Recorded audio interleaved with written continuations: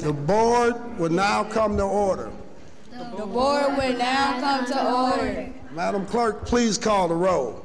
Madam Clerk, please call the roll. Alderman Troop, Alderwoman Flowers, Alderman Bosley, Alderman Moore, Alderwoman Hubbard, Alderwoman Young,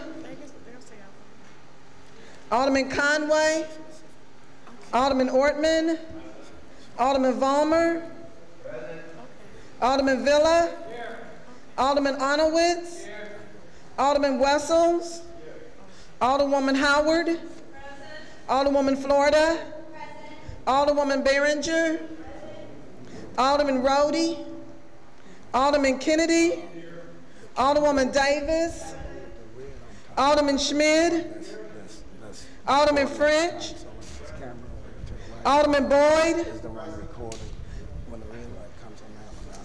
Alderman Vaccaro, Alderman Ogilvie, Alderman Cone, Alderman Williamson, Alderman Carter, Alderwoman Cruzen, President Reed. Here. Alderwoman Flowers, Alderman Bosley, Alderman Moore, Alderwoman Young, Alderman Conway, Alderman Rhodey, Alderman Cone, Alderman Williamson, Alderman Carter, Alderwoman Cruzen, 20 present. Quorum being present, I'll ask everyone in the chambers and the galleries who's able to stand to please rise for prayer.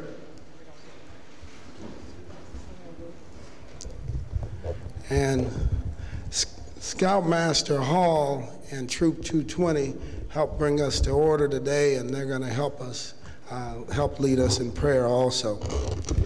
So you guys ready?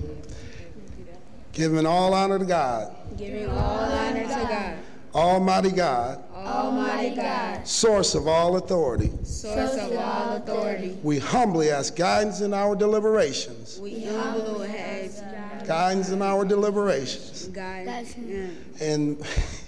And wisdom in our conclusions. And wisdom in our conclusions. Amen. Amen. Awesome. Good job, guys.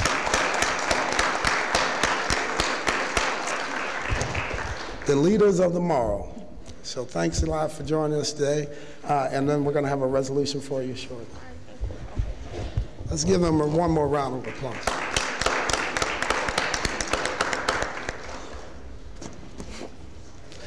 Spin with our regular order of business, take up our courtesy resolution calendar. I move for adoption of our courtesy resolution calendar into a second, seconded by the Alderman from the 20th.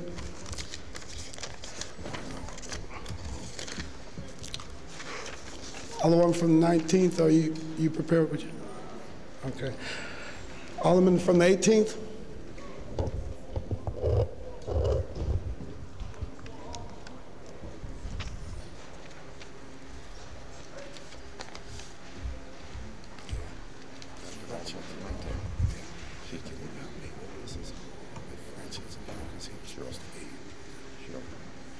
Thank you, Mr. President, members of the board. Let's, I guess.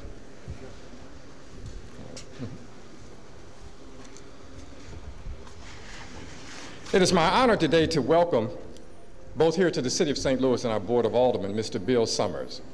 Now, some of that name may ring a bell with some of us, others may take a moment. Bill Summers has played, he's a musician, a Latin percussionist, and is a citizen of the world. He has played with greats such as John Coltrane, Herbie Hancock. If you've ever heard the song, what is that, Watermelon Man or Herbie Hancock and the flute, that's Mr. Summers. He is a internationally known musician that has found his way here to the city of St. Louis to, at this point, work with youth in our community for free to help push the notion that music is a way to cut across cultural differences, that music is a way to heal the world. he has the Summers Institute there in New Orleans, where he is based presently. And it's our honor to have him here at the Board of Aldermen and present to him this resolution. I'd just like to read a portion of the resolution with you standing here. Whereas it has come to the attention of this honorable Board of Aldermen of the City of St. Louis of the visit of the internationally renowned percussionist Mr. Bill Summers to the City of St. Louis from November 27th through December 3rd, 2012. And whereas Mr. Summers, an astute world traveler, is a New Orleans-based Afro-Cuban jazz Latin percussionist and multi-instrumentalist who is well known due to his work with Los Hombres Calientes? Calientes. Okay, I don't speak Spanish well. If it was Swahili, that's another matter. Along with his friend and co-leader of the group, trumpeter Ivan Mayfield. And whereas Mr. Summers has an extensive musical career that now spans over 4 decades, that includes film scores from various movies such as The Color Purple and the television miniseries Roots with Quincy Jones. And whereas Mr. Summers has also played with Herbie Hancock during the Headhunter years and is mentioned in the liner notes of the Headhunters 2003 release Evolution Revolution as contributing to that recording.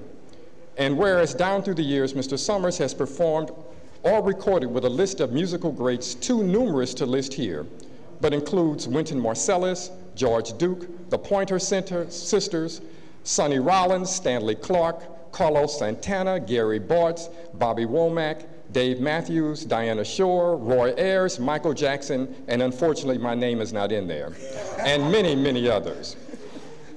Whereas Mr. Summers heads the Summers Multi-Ethnic Institute of the Arts in New Orleans, dedicated to world peace and cultural respect and understanding through the arts, which provides a plethora of free services for young and aspiring artists, thus nurturing the next generation of talent that will help bring cultural understandings and heal the world. Now, therefore, be it resolved by the Board of Aldermen of the City of St. Louis that we happily pause in our deliberations to recognize and congratulate Mr. Bill Summers on his excellent and outstanding musical achievements, including his work in advancing cultural understanding and world peace through the arts, for his numerous contributions to the musical diversity and of the musical diversity and richness of this country, and for being an inspirational role model for future generations of artists.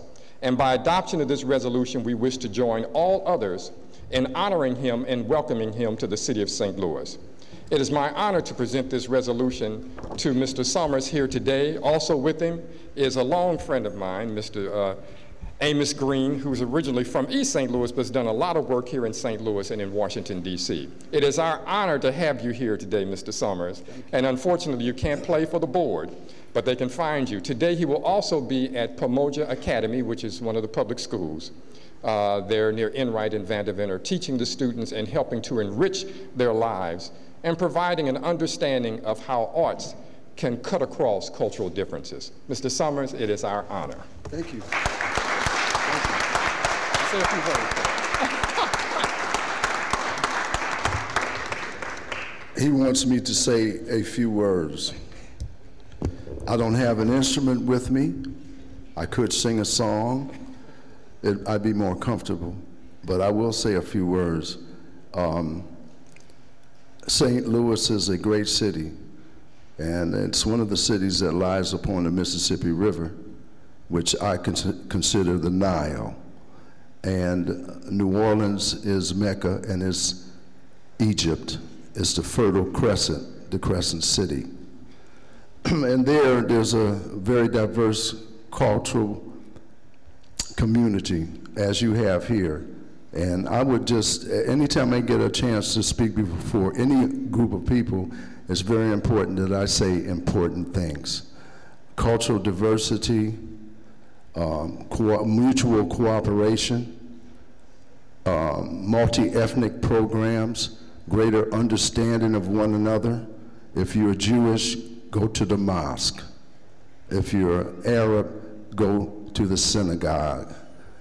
Learn to cook the food of your neighbors. Understand who they are. And if you happen upon an activity that is not your own or that you're not akin to, absorb it, you know, and pass things on to your children, and let's make the world a better place. For me, there are no countries. This is St. Louis just happens to be a room in my house. And the same with France or Germany, if I go to South Africa, this is our house. Some rooms need to be cleaned up. So I love you. Thank you very much for this wonderful award. I will cherish it. Thank you.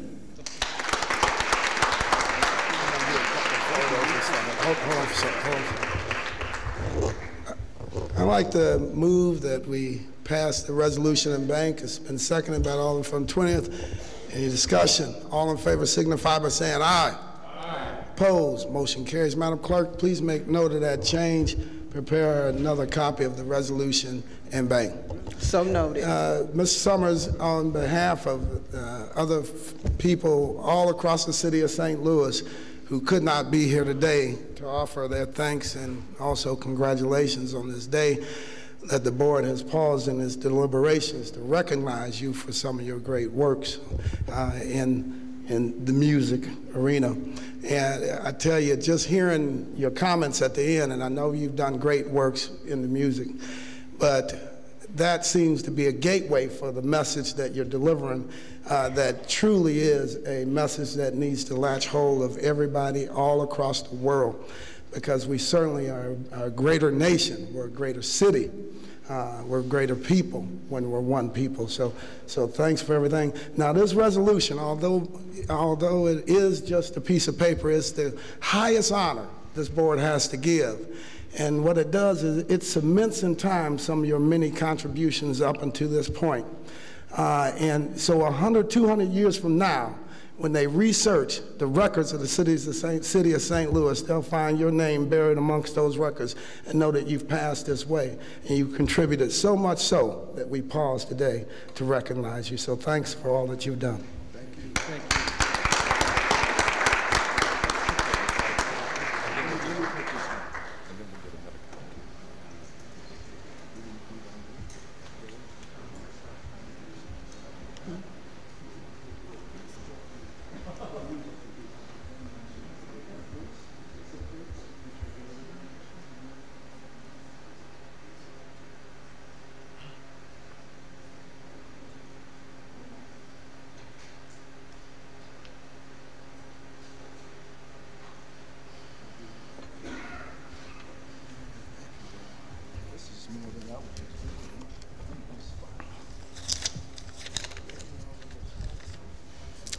Alderman from the 21st, would you like to approach the dais?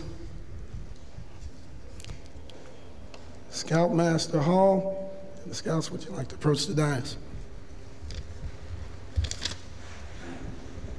Resolution 183.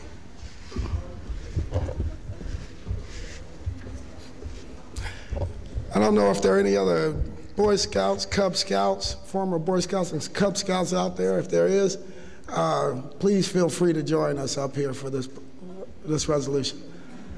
Alderman.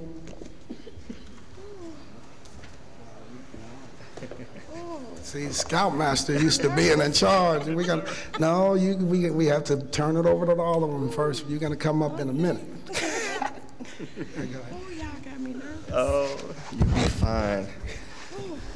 All right. Well, it's my distinct pleasure to present this resolution to Ms. Hall. All young men, especially at this age, need some direction and some guidance. And for in some neighborhoods where we don't have that family structure, organizations like the Boy Scouts really provide that for those families and for those young men. Ms. Hall has for years provided that kind of structure and guidance and positive influence in the lives of young men. And with that, we take this opportunity to recognize her contributions. If the clerk will read the resolution. You can't read it? I'll read it. Whereas Kathy Hall has been a stellar club master and scout master for over 35 years, Whereas Ms. Hall began her scouting career as a den mother for a pack of 213 at Mount Bethel MB Church. And whereas as scout leader, Ms. Hall provided the young men of her troop an opportunity to try new things, provide service to others, build self-confidence, and reinforce ethical standards. Ms. Hall, in 1985, became the first African-American female scoutmaster in the United States. In addition, Kathy was the first female to become an Order of the Arrow member, as well as first African-American female to be selected for the Wood Badge staff.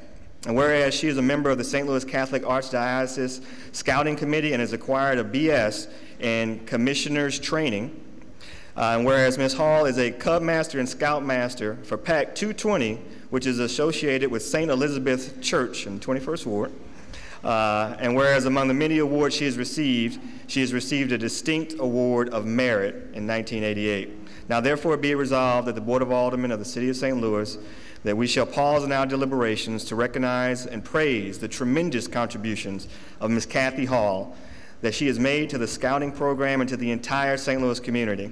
We further direct the clerk of this board to spread a copy of this resolution across the minutes of these proceedings and to prepare a commemorative copy to be presented now to Ms. Kathy Hall.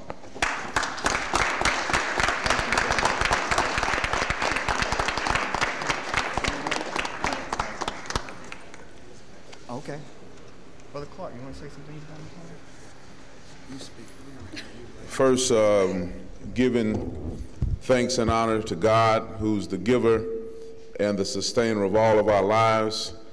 Want to thank Ms. Hall for the many contributions that she has made to the young people of the city of St. Louis. When you look at the news every day, we see that there is a very big void missing as it relates to our resource delivery to our young people. Ms. Hall has stood on the front line for many, many years. And one thing that we know for sure, that had it not been for Ms. Hall, there would have been more news reports. There would have been more dropouts. There would have been more homicides. So in a very real and tangible way, St. Louis, we owe Ms. Kathy Hall a very strong and heartfelt debt of gratitude. So please put your hands together for Ms. Kathy Hall once again. At this time, I'm going to turn it over to Mr. David Pettiford, Executive for the Grand Towers District for the Boy Scouts of America. David Pettiford.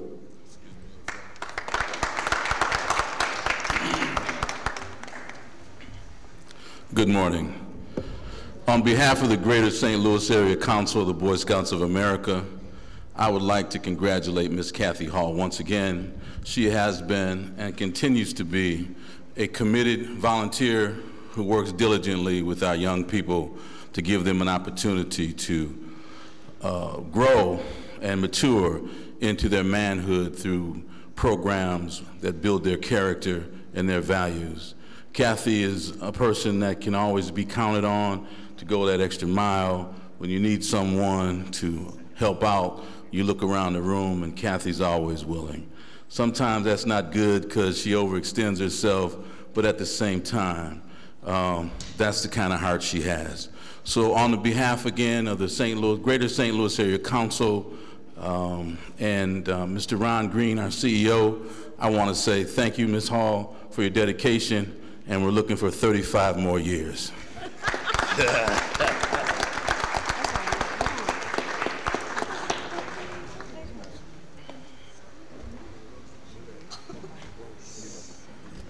I think, is that pretty much everybody? All right. I tell you, I'm honored to be part of the presentation of this resolution. Ms. Hall, you heard what I said earlier about the significance of a resolution and what it means to the city of St. Louis and its residents, and certainly this Board of Aldermen. And I know you have a number of family members with you today and some other people, and it'd be nice when you give your presentation, if you can introduce some of them. I know a couple of them, but I'd like to know the rest of them. And the reason I'm asking that is because when they say fruit doesn't fall far from the tree. So look at your legacy. I mean, look at what you've done so far to help people all across the city of St. Louis and across this nation by instilling great values in young men. And they're going to go on to instill great values in other people. So I'd like to know some of the other resources we have in the city of St. Louis. So as a public servant, I can tap into them. I'm going to be honest with you. Yeah. But again, I thank you. I thank you as a father of four. I thank you as a husband and as a son for what you've done. And you have enriched the lives of so many. And it is indeed an honor to stand on this platform with you here today and be part of this resolution and have an opportunity to meet you. So thanks again for your works all throughout the city of St. Louis, Ms. Hall.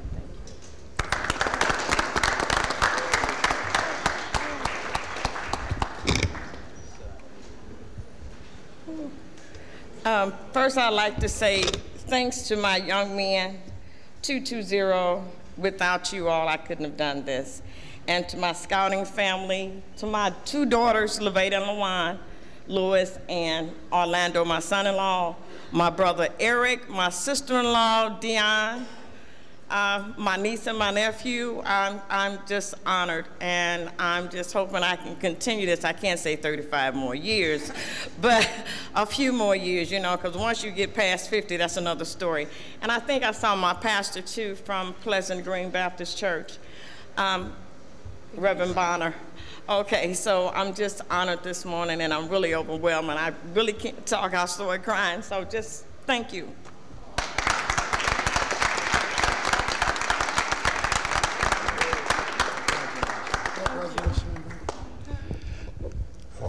I'd like to move that we pass a resolution, which was 183 in bank. It's been seconded by the Alderman from the 15th. All in favor signify by saying aye. Aye. Opposed, motion carries. Any further discussion? Any further discussion on that resolution? Ms. Hall, would you guys like to line up over here for a photo?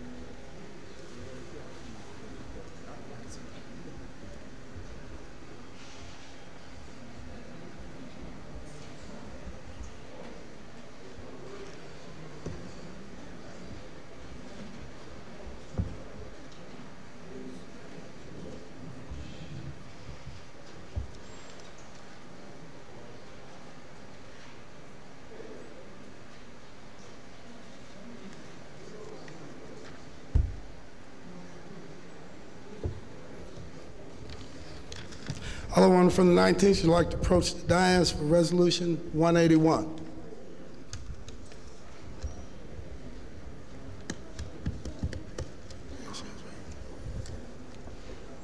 Let's give one more round of applause to Mrs. Hall for 35 years. We all ask people to volunteer and to do extra things, but can you imagine being a solid core volunteer that many hours over 35 years in a row? I mean, that's an amazing commitment.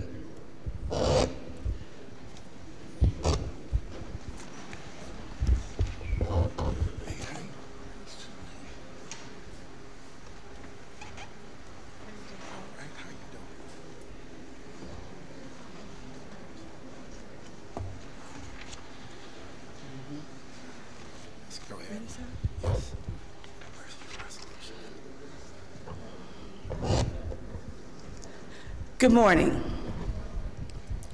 Mr. President and members of the board, it gives me great honor to stand here this morning with resolution number 181. To honor William Guest, And I'm going to talk about him by name first, because the famous way that he has been on this earth most of his life and presented to us is more than anything I could say in words. Mr. Guest has been a part of what I consider to be a family in this country and around the world, entertaining us for over 35 years. Being one who has a special, and I want to say a very special part of doing things, I wanted to give you all, because I normally don't read resolutions, but I have to read this one today. Whereas one of the founders of the sound of what we can come to know as the soul sound of Motown, William F. Guest, an R&B soul singer, best known as a founding member of the legendary group Gladys Knight and the Pips. He's best known for making that sound that we all know in that one song, Midnight Train to Georgia, and the train goes, woo-hoo! And when you can do that in harmony, that is just incredible. But the Pips, at the age of 18, with his sister, Eleanor Guest, and cousins Gladys Knight, Brenda Knight, and Merrill Bubba Knight. This was the beginning of what we became to know as a string of hit singles for the group on Motown Soul record label and Buddha Records. These included I Heard It Through the Grapevine and Midnight Train to Georgia. Mr. Guest has received 11 gold certified albums, was inducted to the Rock and Roll Hall of Fame, the Grammy Hall of Fame, the Vocal Group Hall of Fame, and the Apollo Theaters Hall of Fame. Mr. Guest is the recipient of 5 American Music Awards and 6 Grammy Awards. The Rhythm and Blues Foundation for Pioneers in Music, he's received that award, and many, many other Lifetime Achievement Awards. So Mr. Guest himself has scored 21 top 20 singles in the US and UK, and 12 top 40 albums in the US and UK. And you remember that hit, and I know a lot of you all use this for your best interest, and hearing it and playing it. If I Were Your Woman, Neither One of Us, I've Got to Use My Imagination, and The Best Thing That Ever Happened to Me. So as we move forward in remembering them on the Ed Sullivan Show, American Bandstand, the Richard Pryor Show, being an integral part of Sesame Street for years, and Gladys Knight's own show with the Pips. So as we stand here today to talk about Mr. Guest and his evolution now in working with and being very devoted to helping youth, and that is how and why he is here today with us. So Mr. Guest and Mr. Perry, I'd like to ask you to come forward and have your guest stand next to you, along with former Representative Amber Borkins, because I want people to know and understand that what Mr. Guest and his associate with Crew Entertainment Records, headquartered in Atlanta, Georgia, with offices also in Detroit, Michigan, this company has chosen to be a part of the city of St. Louis. The Katie Ann Foundation, which is directed by Amber Boykins, has been a part of the 19th Ward for a number of years, but has now expanded throughout the entire city. What they provide for young people at risk is incredible. They've had experiences that they would have never dreamed of. And by chance, in one of those experiences that some of you have heard about that is taking place in the next week, the Walgreens Expression Challenge, they have chosen to help our young people create a CD to submit to that challenge. So I probably believe that we will win here in St. Louis. Their song is very interesting because the young people, they brought it from their heart, they wrote it themselves. But of course, when you got pros like this helping you, it is going to be magnificent. So in your dedication to work with us, to be a part of who we are, to help us with our young people. And I thought it was just a one-time thing, but I just found out that Mr. Guest has decided that he will adopt us here. So I'm excited. All right. Thank you, Mr. Perry. All right. So you will see them here in St. Louis working with us, working with our youth. We'll be creating programs citywide that will help these young folks get into something different. Because I tell you, all of them love music, all of them love poetry, all of them are creative. They like dance, the choreography, creating the costumes, you name it, there's something for everyone. So I am just honored, I am honored, I am honored. And thank you very much. All righty. Wanted to say a few words. Thank you very much. You know, before I decided to come down here this morning, I was wondering what would I say. So she said everything. So I want to say I have my three partners here with me. Renee Patton, she's the wife of Edward Patton, deceased Edward Patton. Alfred Birch, and the boss man here, Bishop. So I'd like to say we are proud to be here, and we would like to continue to work along with the youth here in the city. We have a lot of things in mind to do. You know, there's a lot of things that's happening out in the street now that people maybe don't get a chance to go out in the street and know about. You know, the kids don't have nothing to do. They don't have nothing to do but do the things they want to do, and a lot of times that's nothing. So I decided to come here and work with the kids, and work with the music department, and bring something out for them. And I thank you so much for inviting me here today. Thank you.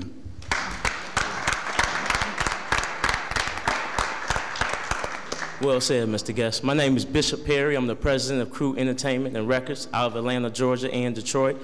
I'm very proud and honored to be here and in support of the Katie Ann Foundation. It's a wonderful opportunities for these children, these individuals at these schools, and we're hoping that St. Louis, what we're doing here, becomes a model that can, you know, be replicated in other cities as well, you know, so that we can, you know, reach our children and, you know, give them some hope and inspiration, you know, and high spirits to, you know, to lead our futures.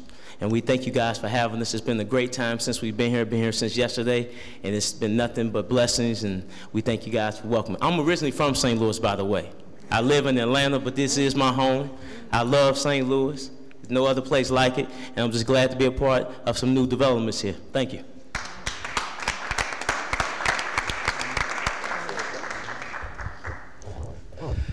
Mr. Perry and Mr. Guest, first, welcome home, Mr. Perry. Welcome back to St. Louis.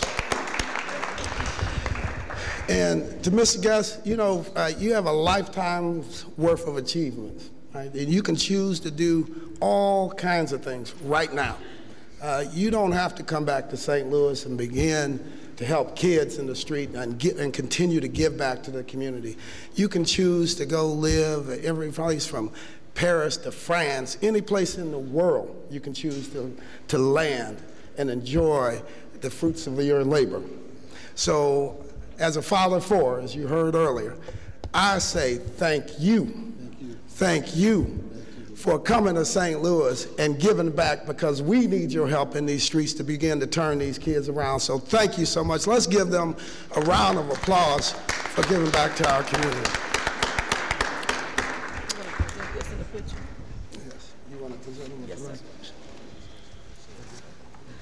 So, Mr. Guest, I wanted to ask one of your colleagues to come up and join you. Bill Summers, why don't you come back up here? And I know you all know each other, because you have to pass those. I know the roads that you've been across. So I wanted to also share with you, Mr. Guest, that one of my colleagues said, "Is he going to sing?" No, we're not going to have him sing today. But for those of you who are interested, we will have a program tomorrow at the Innovative Academy, which is formerly the Blewett School, with Judge Jimmy Edwards. And the young people will show their talent. Mr. Guest will be there. It is free of charge, so pass the word. And we got lots of room for everybody who would like to attend at 7 o'clock. Oh, not tomorrow, it's another day. It's today, tonight at 7 o'clock.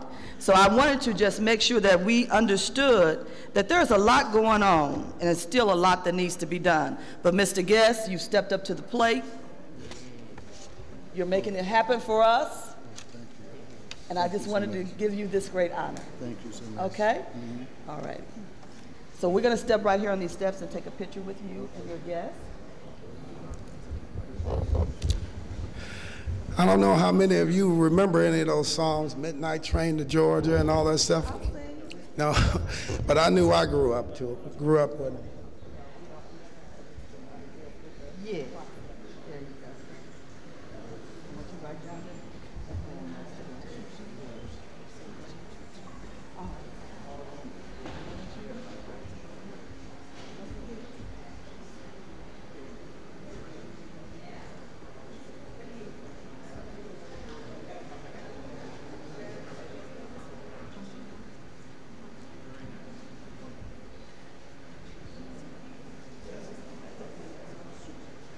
It's been moved and seconded that we adopt our courtesy resolution calendar. All in favor signify by saying aye. Aye. Opposed, motion carries. With that, we'll turn our regular order of business. Introduction of honored guests. Any introduction of honored guests? Alderman from the 23rd. Yes, I'd like to recognize as my special guest today, Celeste Reeder from the Realtors. And at my desk, I have Calvin Whitaker. Calvin has headed up the cleanup of the Washington Park Cemetery. So I'd like to have Calvin as my special guest today also.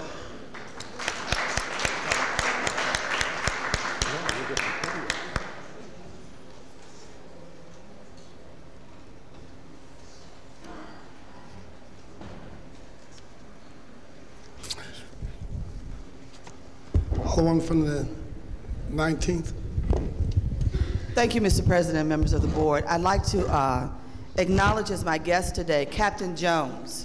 Most of you have had her probably as your captain at one point and/or a leader with the Metropolitan Police Department in one area or another. But for me, she's a friend. And she was a friend on a night when I was absolutely paralyzed from an incident. And had she not been there to support me, I don't know what would have happened. You all probably would have found me just sitting, laying on the ground somewhere crying. But I really do appreciate her service for the city of St. Louis. And Captain Jones, I just want to personally say thank you again. All right? Alderman from the 3rd. Mr. President, members of the board, I'd like to introduce as my special guest today, Miss Renita Waters. She's a graduate student of Lindenwood University, and she majored in gerontology. And she's here today to talk about how we can help aging people with their utility bills. All right. Welcome. Alderman from the 9th. Thank you, Mr. President, members of the board. I'd like to have from my honored guest today, Ronnie Auer, hiding in the leisure room. Alderman from the 20th. Mr. President, members of the board, it's my understanding that we have the privilege of having as honored guests today Aaron Phillips and Isaiah DiLorenzo from the License Collector's Office.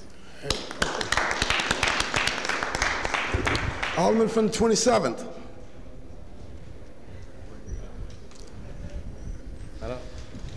Thank you, Mr. President. I first want to thank Marlene for introducing my special guest, my aunt, Rochelle Jones. And one of my 27th Ward constituents is up in the balcony, Tion Cromwell. Thank you.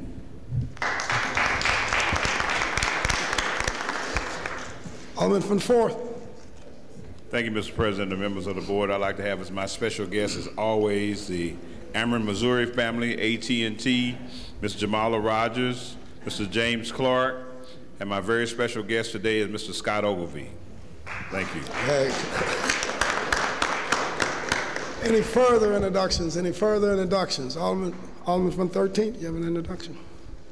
Thank you, Mr. President. Members of the board, I'd like to have as my special guest Michael Garvin from the Law Department. Any further introductions? Any further introductions? Alderman from the 10th, I'd like to wrap us up. Thank you, Mr. President, members of the board. Today is November 30th. It was on this day in 1803 that the Spanish signed over this property where we stand, the Louisiana Territory, to the French, who 20 days later sold it to the United States, making us stand here on the first flip-flop property by a developer in the United States.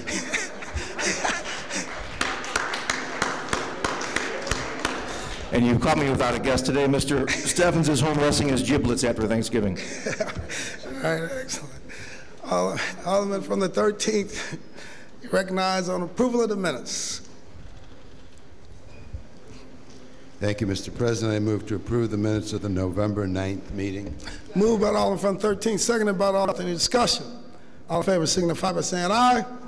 Opposed, motion carries. Report of city officials. Report of city officials can be found in A, B, and C of the agenda and have been placed in all aldermen's mailboxes. I have from His Honor the Mayor the following correspondence.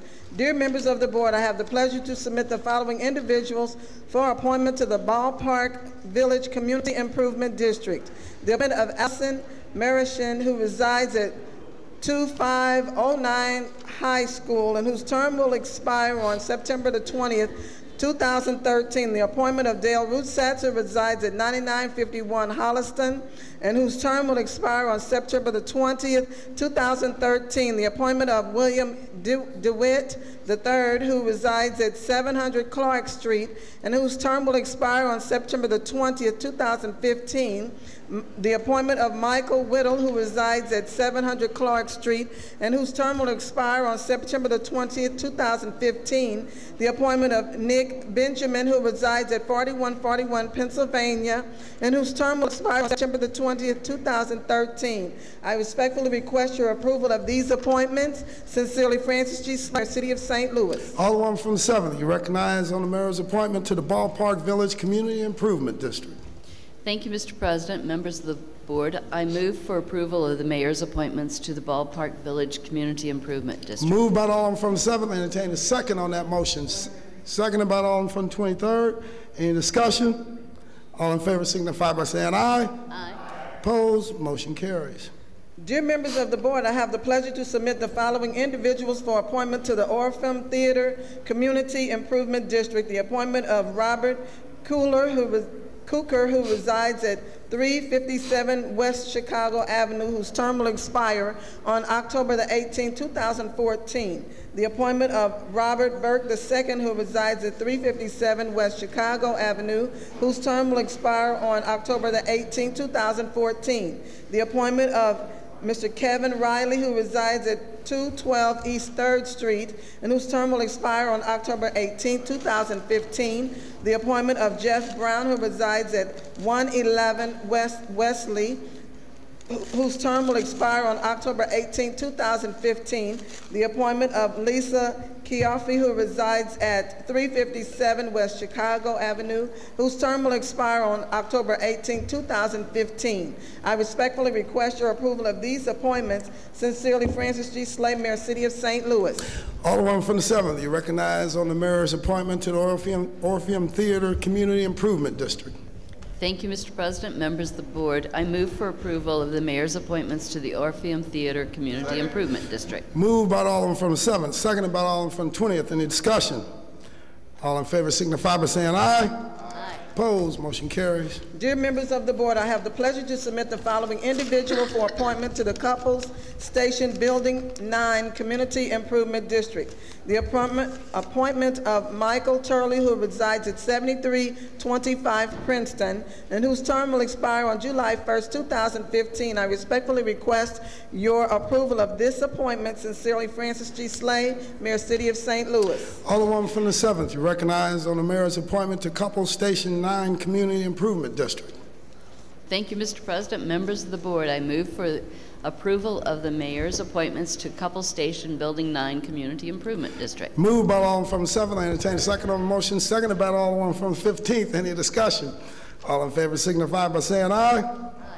Opposed? Motion carries. Dear members of the board, I have the pleasure to submit the following individuals for appointment to the Forest Park Advisory Board. The appointment of Arthur Perry, who resides at 5290 Waterman, whose term will expire on June the 12th, 2016. The appointment of Arnisha Morrell, who resides at 5032 Vernon, and whose term will expire on June the 12th, 2016. I respectfully request your approval of these appointments. Sincerely, Francis G. Slay, Mayor, City of St. Louis. Alderman from the 17th, you recognize on the mayor's appointment to the Forest Park Advisory Board.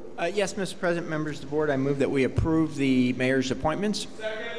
Moved by the Alderman from the 17th, seconded by the Alderman from the 25th. Any discussion? All in favor signify by saying aye. Aye. Opposed? Motion carries. That's the extent of office of the mayor, report of city officials. We'll dispense with line item 7. Would anyone like to take any bills off of any of our informal calendars? Would anyone like to take any bills off any of our informal calendars? Alderman from the 13th, you recognize. Thank you, Mr. President. Members of the board, I would move that to perfect Board Bill 109 committee substitute. Moved by the Alderman from the 13th, seconded by the Alderman from the 15th. Any discussion? I would move to adopt Board Bill 109 floor substitute. Now you move to, for the perfection, now you need to move to, for the introduction of the floor substitute. You need to move for the introduction of the floor substitute. I did. No, you said you moved to adopt. Yes, that's right. You want to move for the introduction of the floor substitute? I'll move to consider Board Bill 109 floor substitute. Okay. It's been moved by the Alderman from the 13th for the introduction of floor substitute for Board Bill 109 committee substitute. Is it on everyone's desk? Pardon? The board bill, the floor substitute is on everyone's desk? Yes, it's on the desks. Okay. It's been moved by the Alderman from the 13th, seconded by the Alderman from the 8th. All in favor signify by saying aye. Aye. Opposed? Motion carries. Alderman from 13th, you're now recognized. Thank you, Mr. President. Members of the board, Mr. President, Board Bill 109 amends the fire pension bill we passed last summer. That's Board Bill 12. All the changes that are contained in this board bill are either favorable or neutral to firefighters. There are 3 major components. The first eliminates the COLA cap on firefighters who have been 100% permanently disabled and can no longer perform any gainful employment. The Board Bill 12 has a 25% cap. I think there was a consensus when we passed this bill, we needed to come back and make a change. For instance, a firefighter who's 30 years old, and again, 100, this applies to very, very few disabled firefighters, but it would apply to someone who is 100% disabled and unable to have any other gainful employment. If an individual is injured in line of duty in such a way when they're, say, 30 years old, a 25% cap is going to leave that individual and family destitute when they're 40 or 45 years old. So this cap will, we would eliminate the cap. There's still and when I say eliminate the cap, I'm talking about the aggregate cap. We still have a cap of 3% annually for a cost of living increase. So we would, that's number 1, eliminate the COLA cap. Number 2, we would restore the benefits for vested firefighters, that is, firefighters with 20 years or more experience. The Board Bill 12 requires the vested firefighter to have a 9% contribution, and they would not receive any of that money when they retire or discontinue their service. This bill would eliminate that clause. They would go back to 8%, and they would also get their money, all those contributions back when they retire. The other item on the that would affect vested firefighters is the 55-year-old rule. And that would, under Board Bill 12, it requires that the firefighter to receive full benefits would have to be at least 55 years old. We eliminate that in Board Bill 109. Again, we restore all benefits to vested firefighters. The final component of the bill establishes a new plan and a dual system. We would have we would freeze the current system and establish a new plan. This is done in dual plans, have been done in a number of municipalities, states. It's not something that hasn't been done before, and why would we do it? Why would we make these changes? Well, the first one, the COLA change, I think is I think we recognized that we needed to make a change in the system as it was outlined in Board Bill 12, and this will do it. But the other two changes, restoring the rights or all benefits to vested firefighters and establishing a dual plan system, those really are, I would say, would address some of the concerns that the court and Judge Durker has outlined in his preliminary order, which came out 6 or 8 weeks ago. Our legal team feels that with these changes, we're going to have not only a better opportunity to get this thing completely passed by Judge Durker at the circuit court level, but it's going to put the city in a better position in the appellate process. Durker his ruling gave the city most of what we've asked for in Board Bill 12, that is the right to establish a pension system without any permission or interference from the state legislature, and also the right to change benefits to firefighters with less than 20 years experience and new firefighters. So I would say that our legal team says we got 80% of what we wanted. If we restore these benefits to the vested firefighters and create a dual plan, we're going to really, I think, go a long way to meet the challenges that the court has to determine. How much are these changes going to cost? They're going to cost about $500,000 annually. It's going to reduce the real savings, and I'm talking about real savings, not not actuarial changes from FIL to EAN, but real changes from $3.4 million to about $2.9 million annually. Why should we do it now? Why not wait? A couple of reasons. Number one, the court is waiting for us to pass this bill, and it's going to have, I think, an impact on the lawyers feel it's going to have an impact on the final decision. So that's number one. But number two, passing this bill and getting it approved through the courts is going to result in some immediate savings to the city. If we wait until January, it is going to be too late to get savings in the coming fiscal year. And for this reason, if we pass a bill on, let's say, January 7th, it takes 30 days before the mayor can sign it. That puts it at February 7th, and it'll be too late for the actuarial valuation, which is done in January and early February, and then presented to the city. So we're going to lose another year if we don't pass this bill before Christmas. And we've only got 2 more Fridays to deal with legislation. So I urge you to vote on Board Bill 109, floor substitute, and I'll be glad to answer any questions. All right, any further discussion? Alderman from the 12th? Yeah, okay. Any further discussion? Alderman from the 21st? Would the sponsor yield for questions? Alderman from the 13th, will you yield for question to the Alderman from the 21st? Yes. Alderman from the 21st, please proceed. Thank you, Alderman. So first I wanted to go back. The changes that you're making today with this floor substitute, what financial impact do they make? What is the difference between the original bill and the floor substitute?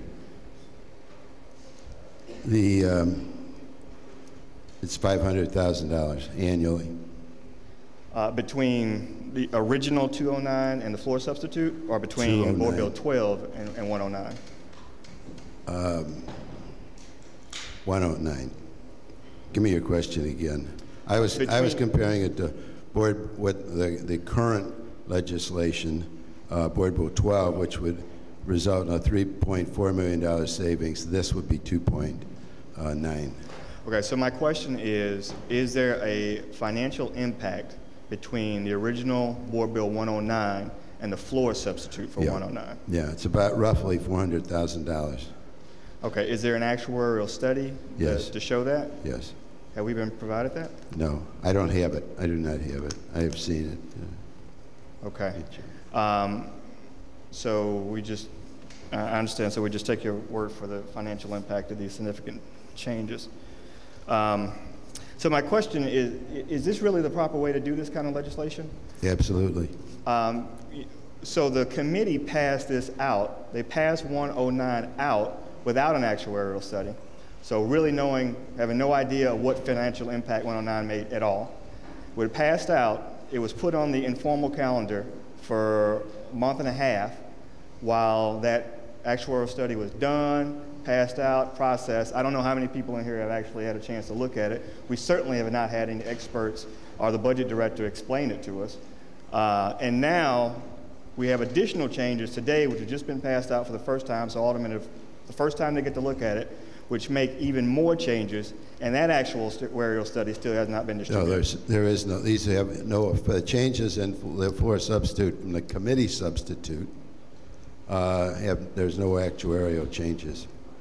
So all of these nice, bold statements and cross-outs in this bill make no financial impact? Yes. The only, the financial impact is when we restore the benefits to the vested firefighters and when we eliminate the COLA cap. Okay. So on page 2, where the additional language is added, stating specifically that a member whose benefits accrued under the FRS is frozen as of February 1st, that additional language doesn't make any financial impact? That change doesn't have a financial impact? No. Okay. No. So the additional page... Because those benefits will be accrued in the new plan, and that's already considered. Any benefits that are earned before February 1, when the new plan would go into effect, would be paid out of the old system. No, that's not my question. Any benefits? That language was not in the original 409. So the one that we had yesterday didn't have that. The one we have today has this change. And so in this floor substitute, you're telling me that change specifically outlining that does not have any financial impact? The changes, the financial impact in this bill are those that I described. So what is different in the floor substitute? And why does it not have any financial impact? There's a new plan. Instead of having the court... No, that was in 409, in 109. So 109 sets up the 2 tiers. That was the 109. No, it isn't, no. So floor substitute does that? 109 dealt only with eliminating the COLA cap. 109 committee substitute dealt with adding the restoring the benefits to the vested firefighters. Okay. So this is... Floor substitute adds the dual plan system. Okay, so I apologize. The difference here is we're talking about what I'm actually comparing, I should be comparing, is the committee substitute against the floor substitute. That's right. That's right. So let's limit the discussion just to that. So let me rephrase my question. Is there a financial difference, impact difference between the committee substitute and the floor substitute? No. So all these changes, the setting up the 2-tier does not have a financial impact? Right. Either way, positive and negative? Right. Right. So an actuarial study is not going to be done? There's no financial impact. So there will be no actuarial study done? Why would we want to waste money on an actuarial study when it's not required? I guess because I think there might be a difference of opinion if it does have a financial impact. Okay. So let me ask other questions. So getting back to why we're doing this in the first place. Are we doing this in the first place because we now acknowledge that some of the changes in Board Bill 12 were overreaching and not legal? I think we're doing it because the court has indicated in a preliminary order that they feel, as I said, they feel vested firefighters benefits shouldn't be touched. They also feel that the two plans, new plan and the old plan, should not be merged. So what we're doing is trying to address concerns that the court has. Now, the other option, if this bill fails today, then the city's attorneys will go back to court, as will the firefighters' attorneys. They're going to go, both of them are going to go back to court and argue. In the city's case, they're going to argue, hey, Judge, we believe that there is legitimate reasons that we can and should be able to change the vested firefighters' benefits. So there's no, I think there's real danger in not passing this bill today, that the vested firefighters may come up on the short end of the stick. If we pass it, and we pass this legislation, they're going to be home free, so to speak, as far as their benefits are concerned.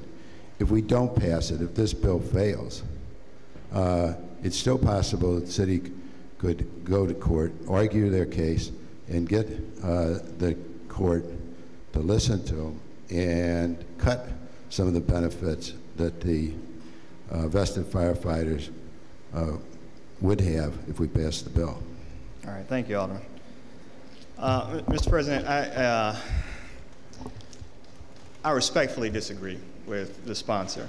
I think that these changes are being made today because we know, based upon the preliminary judgment of the judge, that Board Bill 12 was overreaching, and it did things that we do not have the power to do.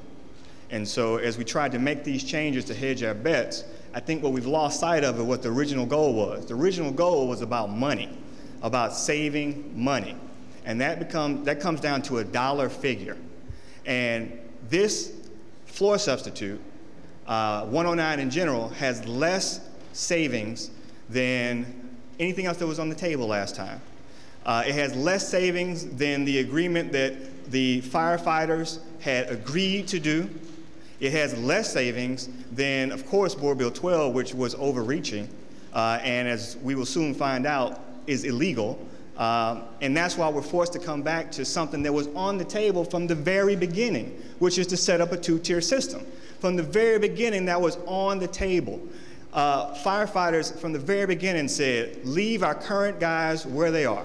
Leave our retirees where they are. New employees, it's on the table. Let's make some changes. And that was rejected. And as a result, we have lost over a year's savings. We have paid over $1 million in legal fees, all because people were too stubborn to compromise. And now we come back and try to spin it as if, we thought about it and we want to make a concession to the bull. All right? That was illegal. You can't do it. There still is an opportunity for us to work with our firefighters to get a deal that saves us money. This should only be about the bottom line. This should be about deciding which column has the biggest number at the bottom. And this one right now, 109 floor substitute, is the smallest number that's been on the table of the three options. But we have to do it now to save face. Not to mention that this is not the way to do legislation like this. All right? This is expensive legislation. This is something that has a huge financial impact. These are things that deserve a day of hearings, a day of asking questions to experts, to ask people, what financial impact does this make? Ask the retirees, what financial impact does this have on your retirees? Not to just pass it out of committee, say we'll get the numbers later. Then when it comes to the floor, make another change, and we say, trust us, it doesn't make any financial changes. I'm sure there's other people from either FRS or the firefighters, or maybe even from the budget office, who might have an opinion to weigh on this matter, but we'll never get to hear that. And this is just not the way to do this. Thank you. All right, thank you. Alderman from the 12th. Thank you, Mr. President, members of the board. Just briefly, I'll say again, I think this, the committee substituting this board bill, I think it's a nice gesture. I very rarely agree with the alderman from the 21st, but I think a lot of these things were on the table from the very beginning, and now we're making these changes because I think of the questions the judges have and everything else. So we're making these changes to try to better the city's stance on this, which it was there from the beginning. I think there was a lot of agreement on things. And listening to these changes and other things, you know, my question is, why aren't we back at the table then? Because it sounds like we're close, and I don't know who's telling. One side says they won't talk, the other side says they won't talk. So we really don't know who's talking, and you know, it's hard to vote on things when you don't actually see the studies of the impact of things like this. You know, it's just very unfortunate from the very beginning that we're in court. You know, the city spending money, them spending. I mean, the bottom line is the taxpayers' money. So, you know, I think there's I think, you know, we should wait till we get a ruling from the court systems. You know, like I say, I don't think we should be passing anything while we have litigation tied up in court, because we don't know which way it's going to go for one thing. So, you know, I mean, I would urge the members to vote against this only because of that till we do get a ruling that's final. Thank you. All right, thank you, Alderman. Any further discussion? Any further discussion? Alderman from the 20th. Mr. President, members of the board, looking at the bottom line, as one of my colleagues has already suggested, Judge Durker indicated that we could go ahead and eliminate going forward the pension, which would, if we were only looking at the bottom line, that would be the route to go. And obviously, as legislators, we look at everyone's interest. What 109 does, first of all, that Judge Durker suggested in his preliminary opinion, and this same issue I'm sure is going to go up on appeal because I suspect that the firefighters will take it up on appeal, is whether there is contract impairment by making these changes without the blessing of the state of Missouri. That same issue will be before the Court of Appeals. The difference is that the alderman from the 13th Ward, it has before him now, as we all do, the judge's preliminary decision. That decision suggests, in addition to being able to eliminate the entire pension, which we don't believe we ought to do, or perhaps that other judges might disagree with that in the future, is that we ought to do this dual system in order to have the vesteds stay where they are going forward. This bill, 109, floor substitute, restores some of the things, and obviously there is going to be a cost to that. And as the alderman said, that's about $500,000 every year because of that issue of the 8% additional 1% to go to 9% in not getting that, the city not getting that at the end. And the COLA removal, the actuaries don't normally determine that sort of thing until there is some experience with that. The city doesn't necessarily believe, the attorneys don't necessarily believe that we need a dual system. It is the direction that Judge Durker is suggesting in his preliminary opinion. It does make sense to the extent that it does protect firefighters. This bill also strengthens the city's case. And so the same issue is going to go before the Court of Appeals. So voting for this both protects firefighters, doesn't give us as much saving as Judge Durker suggests we might get, but does give us additional savings than what anybody suggested earlier other than the board bill that we passed, Board Bill 12. Any further discussion? Any further discussion? Further discussion. Alderman from 13. Yes, thank you, Mr. President. I'm asking for a roll call vote. Number one, and two, you know, there's been discussion about how much savings, you know, I remember, my recollection is when the savings came down on the firefighter plan, there were practically no savings, no real savings. That's number one. Number two, it really doesn't make any difference under the current system what kind of agreement the city, let's say the E&A and the firefighters may come to. Makes no difference because everything would have to be approved in Jefferson City. And that means we have no local control. We can't depend on anything that's negotiated. That's why we need to make a new system. That's why we need to make a new pension plan, and we'll do that in this bill, and once the courts approve it. Thank you. Alderman from 13th, would you like to? You need to make a motion for the perfection of the floor substitute.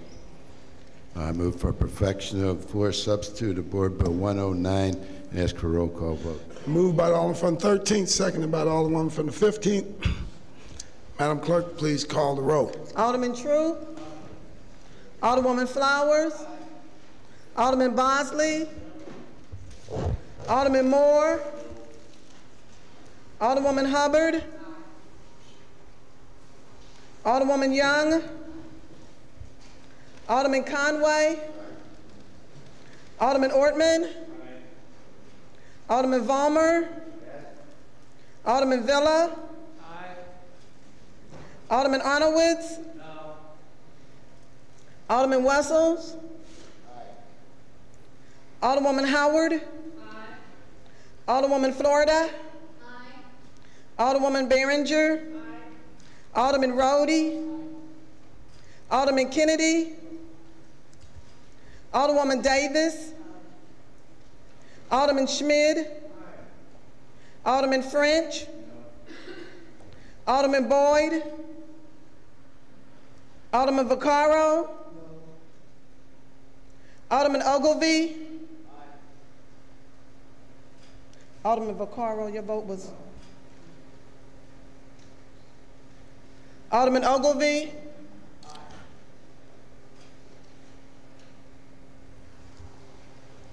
Alderman Cone, Alderman Williamson, Alderman Carter, Alderwoman Cruzen, President Reed, No. Alderman Vollmer,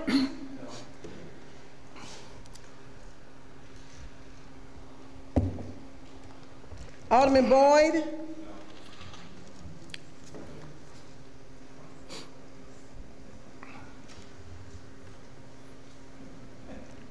(18) aye votes, 10 no votes. By a vote, you sustain the motion of the Alderman from the 13th and perfected floor substitute for Board Bill 109, committee substitute.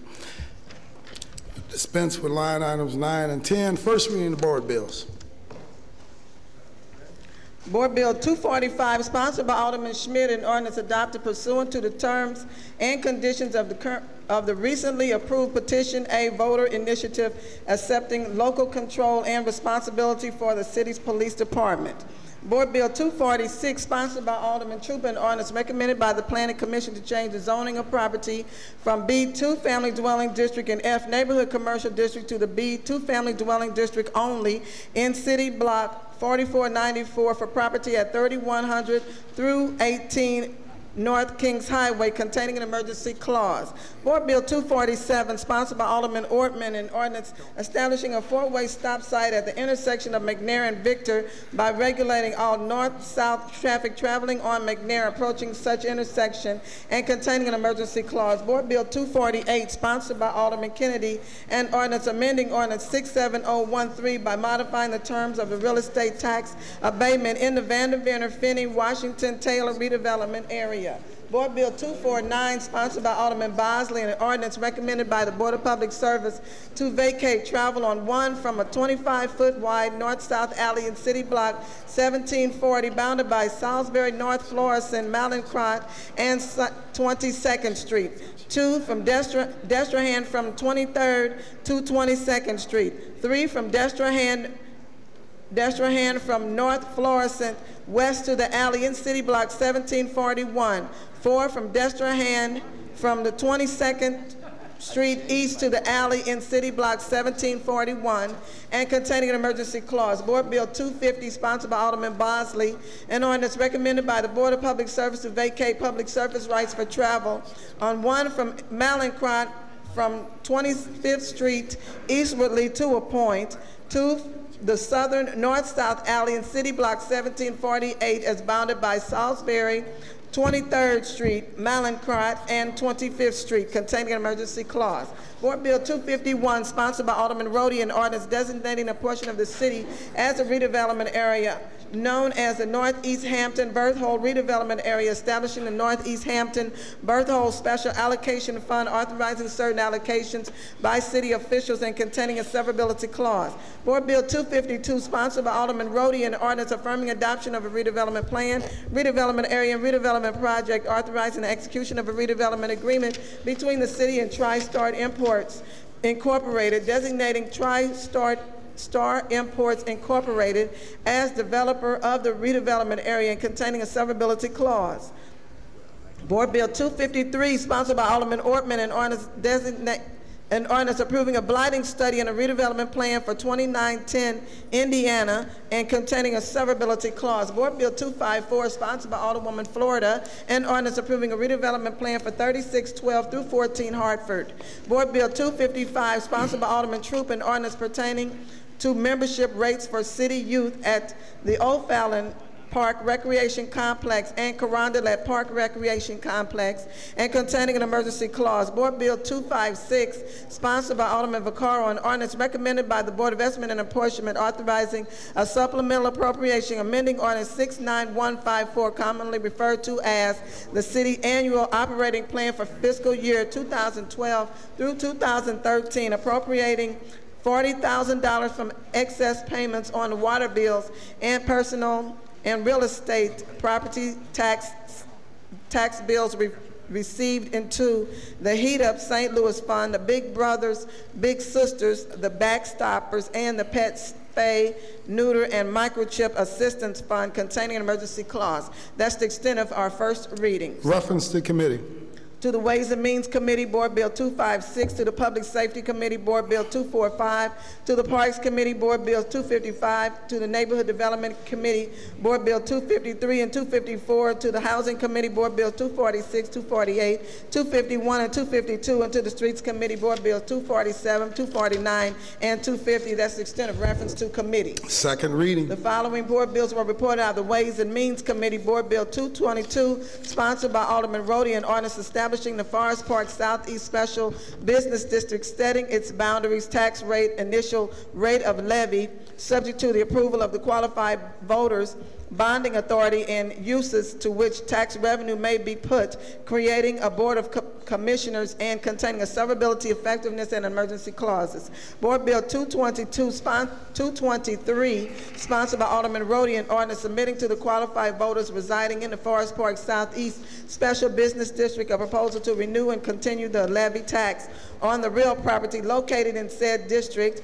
submitting said proposal to the voters of said district in an election on April the 2nd, 2013, and containing an emergency clause. Board Bill 224, sponsored by Alderman Rhodey and Alderwoman Davis, an ordinance establishing the Botanical Heights West Special Business District, setting its boundaries, tax rate, initial rate of levy, subject to the approval of the qualified voters, bonding authority, and uses to which the tax revenue may be put, creating a board of commissioners, and containing a severability, effectiveness, and emergency clauses.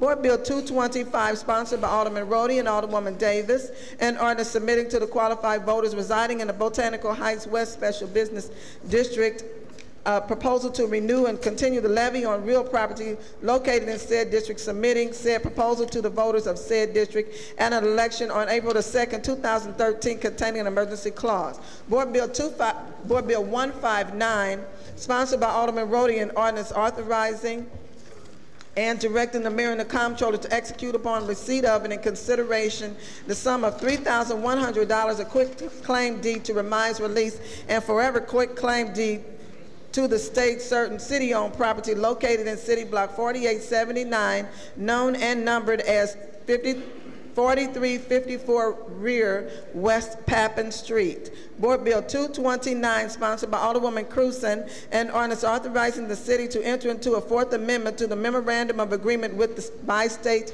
Development Agency for the purpose of authorizing said agency to issue refunding obligations payable and secured by pledge of the annual appropriation of the quarter-cent sales tax levied by the city for public transportation purposes. Board Bill 232, sponsored by Alderwoman Florida, an ordinance authorizing and directing the mayor and the comptroller and the treasurer to enter into a ground lease with an option to purchase with the South Grand Community Improvement District, granting authority to take such further actions as are necessary to effectuate the ground lease with an option to purchase and containing a severability clause and an emergency clause.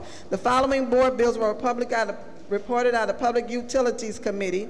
Board Bill 228, sponsored by Alderwoman Flowers, an ordinance recommended by the and authorizing and directing by the Board of Public Service to let contracts, purchase materials, equipment, supplies, employ labor, hire consultants, pay fees, salaries, and wages to provide for building, facility, and equipment improvement to the City Water Division, to appropriate and pay the estimate cost of $5 million from the Waterworks contingent account containing a public work emergency clause.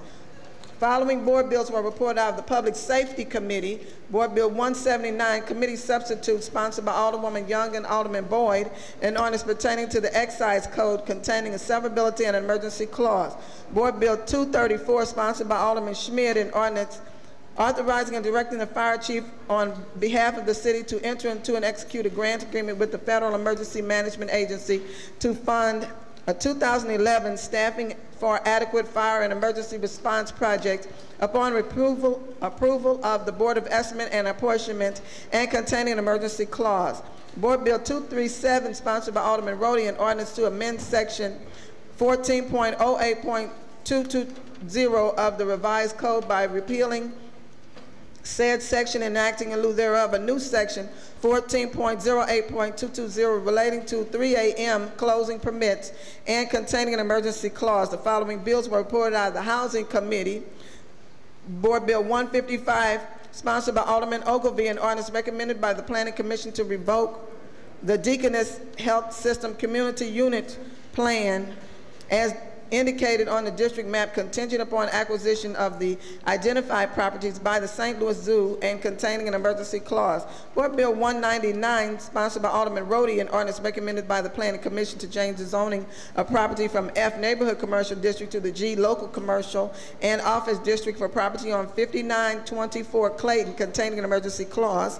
Board Bill 230, sponsored by Alderman Rhodey, an ordinance approving a blighting study and a redevelopment plan for 1218 Central Industrial Drive, containing a severability clause. Board Bill 240, sponsored by Alderman Wessels, an ordinance determining that the tax increment financing plans listed in Exhibit A are making satisfactory progress under the proposed time schedule for completion of projects therein. Board Bill 243, sponsored by Alderman Rhodey, and an ordinance dissolving the special allocation fund for 4391 through 99 West Pine Boulevard redevelopment project area. Board Bill 244, sponsored by Alderman Rhodey, and ordinance amending ordinance 67314 by reducing the interest rate on city tax exempt tax increment financing notes issued to Great Southern Bank for warehouse of fixtures for fixtures redevelopment project and 4100 Forest Park redevelopment project containing a severability clause. The following board bill was reported out of the Legislation Committee. Board Bill 242, sponsored by Alderwoman and Aldermen, Alderwoman Cruzen, Alderman Wessels, Alderwoman Florida, Alderman Cone, and Vaccaro, an ordinance pertaining to elections requiring the disclosure of the donors to certain not-for-profit entities that make expenditures or contributions in support or opposition to a candidate for mayor, comptroller, president of the Board of Aldermen, or a City of St. Louis ballot measure. The following board bills were reported out of the Neighborhood Development Committee. Board Bill 207, sponsored by Alderwoman Florida, an ordinance approving a blighting study and a redevelopment plan for 3870 South Utah, containing a severability clause. Board Bill 208, sponsored by Alderwoman Florida, an ordinance approving a redevelopment plan for 4158 Arsenal.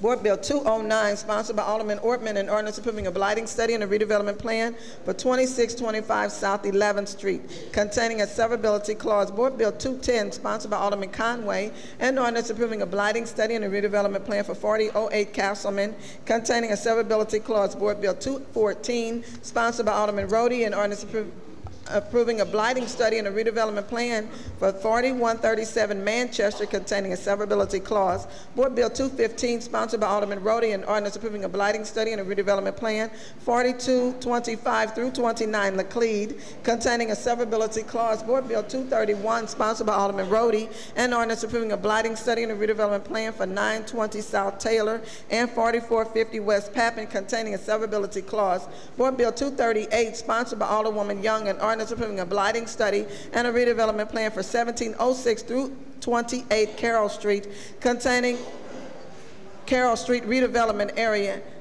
the plan, and containing a severability clause. That's the extent of our second readings. Dispense with line item 14, perfection consent calendar. But Madam Clerk, before you read the perfection consent calendar, we also have with us Jamala Rogers, so thank you for coming out today. I'd like to introduce her as my honored guest today. Perfection consent calendar. Board Bill 202, sponsored by Alderman Kennedy, an ordinance establishing a stop site for all eastbound and westbound traffic traveling on McMillan at Marcus, containing an emergency clause. Board Bill 203, sponsored by Alderman Bosley, an ordinance directing the Director of Streets to temporarily close, barricade, or otherwise impede the flow of traffic on College at the west curb line of Carter and containing an emergency clause. Board Bill 204, sponsored by Alderwoman Cruzen and Alderman Oglevie, an ordinance recommended by the Board of Public Service establishing a public works improvement project for the design construction of various roadway infrastructure improvements on Skinker between Clayton Road, Clayton Avenue, and Oakland Avenue between Skinker and Hampton, and containing a public work emergency clause. Board Bill 205, sponsored by Alderman Williamson, Boyd, and Troop, an ordinance recommended by the Board of Public Service establishing a public works improvement project for the design construction of the second phase of the Dr. Martin Luther King pedestrian lighting project, containing a public work emergency clause. Board Bill 216, sponsored by Alderman Wessels, and an ordinance establishing a stop site for all northbound and southbound traffic traveling on Arendez at Dover, causing it to be a three-way stop intersection, containing an emergency clause. Board Bill 219, sponsored by Alderman Vaccaro, an ordinance establishing a stop site for all eastbound and westbound traffic traveling on Scanlon at Leola, containing an emergency clause. Board Bill 220, sponsored by Alderman Vaccaro, an ordinance establishing a stop site for all northbound and southbound traffic traveling on Tam S. Smiley, containing an emergency clause. Board Bill 227, sponsored by Alderman Vaccaro, an ordinance establishing a stop site for all eastbound and westbound traffic traveling on Juniata at Clifton and containing an emergency clause. Board Bill 226, sponsored by Alderman Honorwitz, an ordinance directing the Director of Streets to temporarily close, barricade, or otherwise impede the flow of traffic on Prim Lane by blocking said traffic flow at the west curb lane of Stoll Street. That's the extent of perfection consent. Alderman from 13, you recognize on the motion for the perfection consent calendar. Thank you, Mr. President. Members of the board, I move for perfection of the aforementioned bills on the consent calendar. Moved by Alderman from 13, seconded by Alderman from 12. Any discussion? All in favor signify by saying aye. Opposed, motion carries. We also have with us Mr. Darrell Oliver, a friend of Marlene Davis and a number of us, so thanks for coming out today.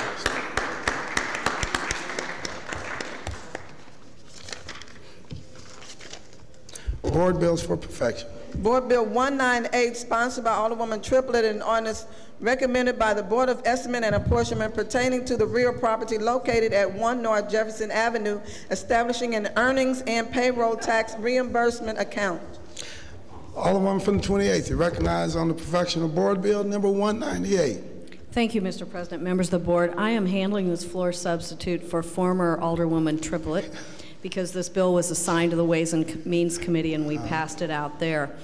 During, it's a board, would you like I to would move for perfection of Board Bill 198. Moved by the Alderman from the 28th, seconded by the Alderman from the 14th. Alderman from the 28th, please proceed. I would move to introduce Board Bill 198 floor substitute. Moved by the Alderman from the 28th, entertain a second on that motion. Seconded by the Alderman from the 12th. Alderwoman, please, any discussion on the floor substitute?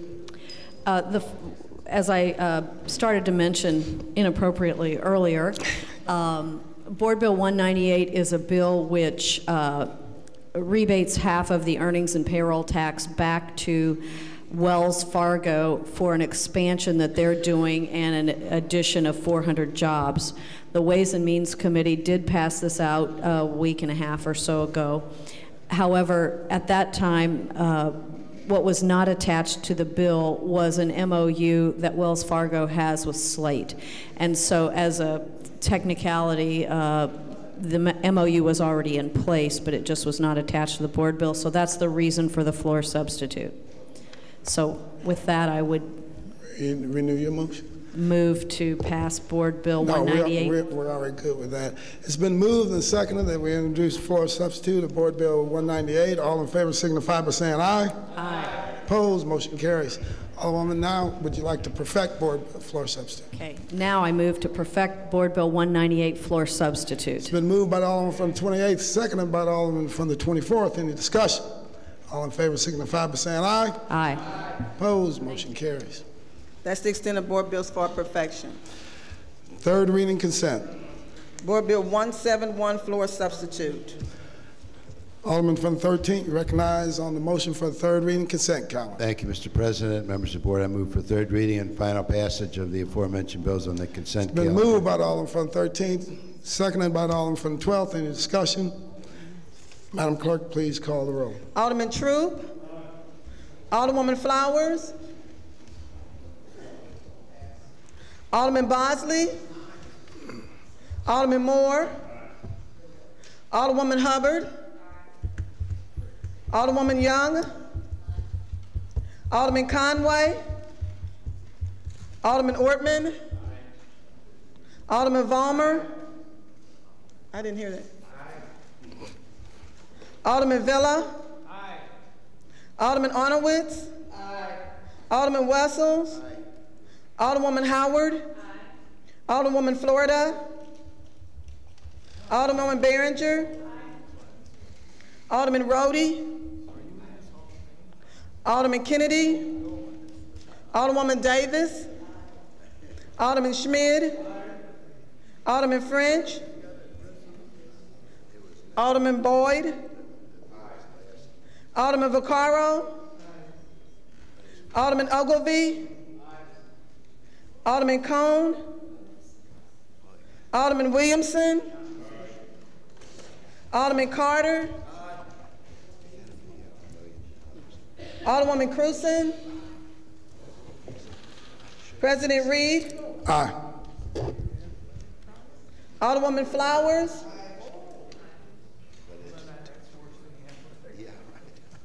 Alderman Conway. Alderwoman Florida. Alderman French. Alderman Cone. 23 aye votes, no votes. By your vote, you sustain the motion of the Alderman from 13th and 3rd read and finally passed the aforementioned bills. Dispense with line item 18, report of enrollment. Board Bill 171, floor substitute. All other business being suspended, the President shall in open session affix his signature hereto to the end that these may become law.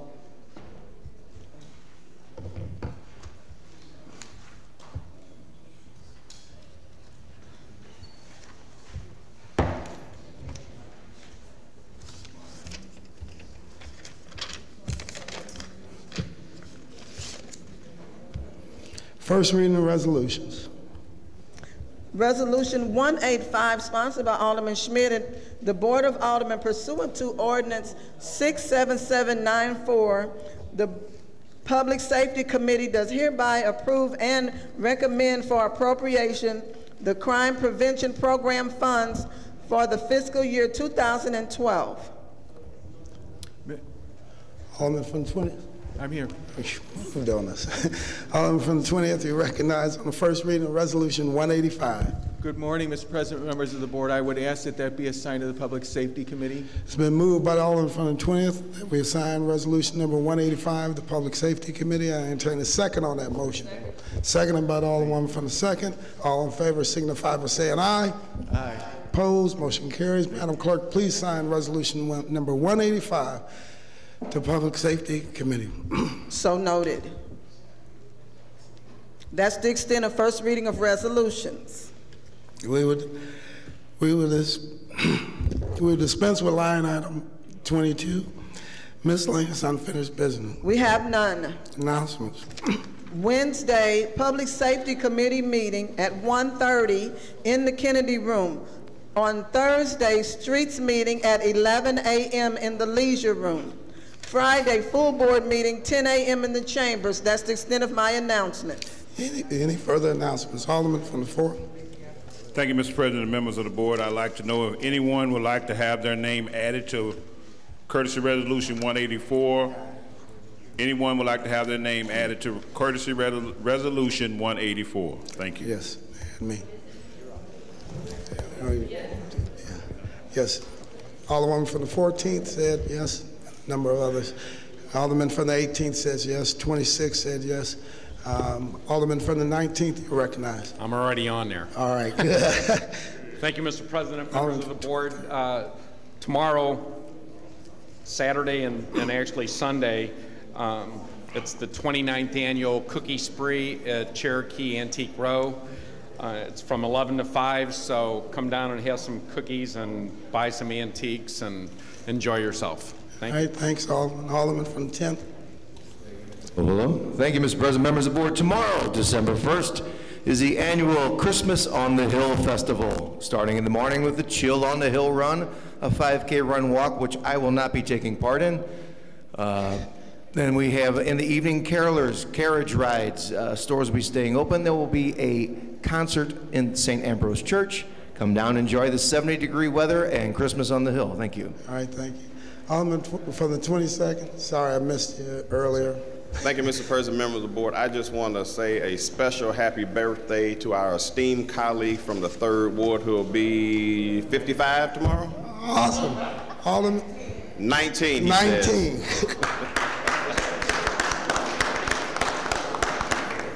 Any further announcements? Any further announcements? Alderman from the 4th. Mr. President, I want to thank all of the sponsors that helped us in the 4th Ward during the Thanksgiving holiday.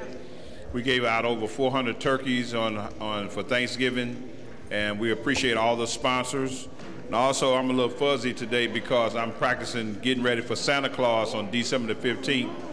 We will have breakfast with Santa, where we feed the kids, buy clothing, and anyone would like to be a sponsor on the coats. We're a little short on coats. I need some sponsors on coats, Mr. Leroy. We need to get the kids some more coats, so we're a little short on coats for this year. That's December the 15th, breakfast with Santa, and I am Samuel Claus. Thank you. All right. And Alderman, if you will get that information to our office, we'll make sure to put it out on our e-blast through St. Louis Core and through email and things of that nature. And if I also asked other members of the Board of Aldermen, if you have Facebook and Twitter, if you put that information out there, we can probably help get these kids in coats. So, you know, everybody in here who has Facebook and Twitter, let's just throw it up there for them and let's see what we can do. Alderwoman from the 19th, you recognize. Thank you, Mr. President, members of the board. First, to my colleague in the 4th Ward, I'm committing to bringing you 3 coats for your event. So I'll make sure that happens and try to get others, okay? I also— set the bar for the rest of us. Yeah. I threw that out there because I'm sure that other members of the board will do the same, okay? That's the easy way to solve the problem. Also, I wanted to give a special thank you to my constituency in the 19th Ward.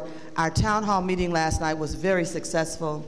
We had an opportunity to learn a lot of new things, most especially more information about the neighborhood model and working with the police department and making sure that we reduce crime. I also want to say again that the program at the Innovative Concept Academy at 20th and Cass this evening, 7 p.m., will be the presentation by the Katie Ann Foundation for the Walgreen Expression Challenge submission from our youth here in St. Louis. So it's going to be very exciting, very entertaining.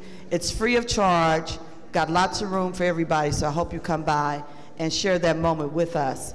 And I also wanted to give another special thanks to Mr. Guest, one of the original Pips with Gladys Knight, for coming in and working with us today. Thank you, sir. All right, and thanks for all your work with the Walgreens Expressions Challenge. It's a great program. Any further announcements? Any further announcements? Alderman from the 13th, you recognize on the motion to excuse. Thank you, Mr. President. All aldermen are present. Alderman from 13th, you recognize on the motion to adjourn. Thank you, Mr. President. I move to adjourn the meeting until Friday, 10 a.m., December 7th. It's been moved by the Alderman from the 13th, seconded by the Alderman from the 11th. All in favor signify by saying aye. Opposed? We stand adjourned.